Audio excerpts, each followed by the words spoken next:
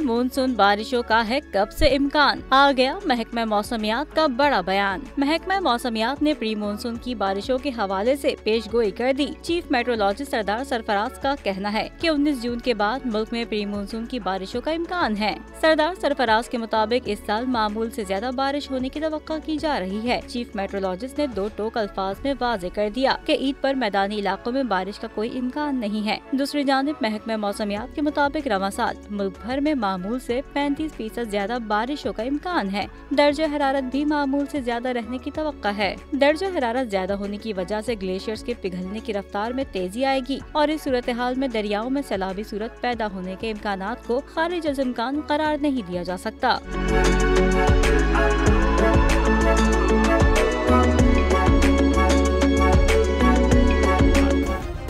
Subscribe करें और bell दबाएं ताकि कोई खबर रह न जाए।